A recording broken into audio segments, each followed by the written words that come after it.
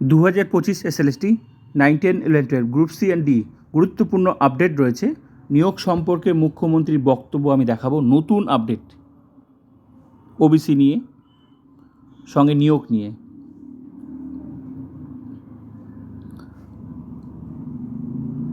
Supreme কোর্টের OBC মামলা থেকে শীঘ্রই রাজ্য বেরিয়ে আসবে।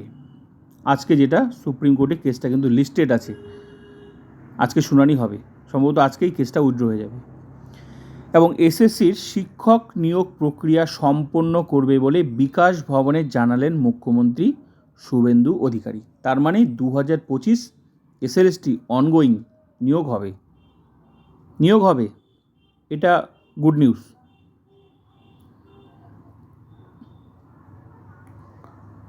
তিনি বলেন, রাজনৈতিক ব্যক্তিরা নিয়োগে থাকবে না।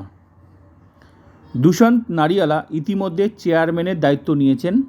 রাজ্যের নতুন ওবিসি, ইম্পর্টেন্ট লাইন এটাই, নতুন আপডেট, রাজ্যের নতুন ওবিসি রোস্টার মেনে স্বচ্ছতার সঙ্গে নিয়োগ হবে। গ্রুপ সি গ্রুপ ডি বাকি আছে, রেজাল্ট দেয়নি। তো যা নিয়ম হবে 2025-এ যা নিয়ম হবে সেম নিয়ম গ্রুপ সি গ্রুপ ডিতেও হবে। রাজ্যের নতুন ওবিসি নিয়ম মানে 7%। আজকে সুপ্রিম কোর্ট থেকে কেসটা উইথড্র হয়ে যাবে, তার মানে 7% চালু হয়ে গেল। 66 ওবিসি বৈধ, বাকি যারা আছে ওবিসি ওই 66 সম্প্রদায়ের বাইরে তারা তালিকা মানে ওবিসি তালিকায় পড়বে না। কিন্তু 25 এসএলএসটি তো অলরেডি আছে, সবাই আছে। 17% নিয়ে প্যানেল, 17% নিয়ে ডাক হয়েছে। এবার ওবিসি 66-এর বাইরেও যারা বাদ গেছে তারাও আছে।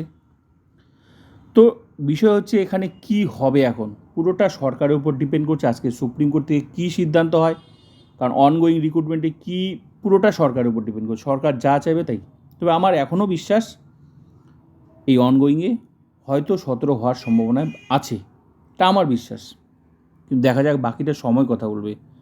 তো বোঝাই যাচ্ছে যে নিয়োগ তো হবেই।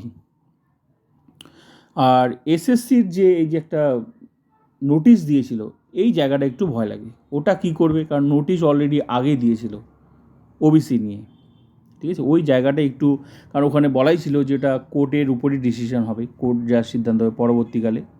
তো ওই যে এসএসসির যে নোটিশটা, ওই জায়গাটা একটু ভয় লাগে।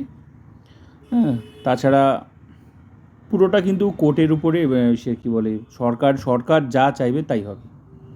কিন্তু এই লাইনটা হচ্ছে, রাজ্যের নতুন ওবিসি রোস্টার মেনে স্বচ্ছতার সঙ্গে নিয়োগ হবে, নতুন আপডেট। তাছাড়া তো মুখ্যমন্ত্রী বলেও দিয়েছে যে ওবিসি যেগুলো ভুল ছিল সেটা ঠিক করার জন্য, এই জন্য তো বিল পাস করেছে, ঠিক আছে। এখন দেখার এই 2025 এটাতে যদি হয় তাহলে কিন্তু গ্রুপ সি গ্রুপ ডি একদম 7% নিয়েই রেজাল্ট বাড়াবে। এখন হয় কি না, এখন দেখার সময় কথা বলবে। তবে আমার বিশ্বাস 17% হওয়ার সম্ভাবনা আছে, আমার বিশ্বাস এটা। তোমাদের মতামত তোমরা দিতে পারো।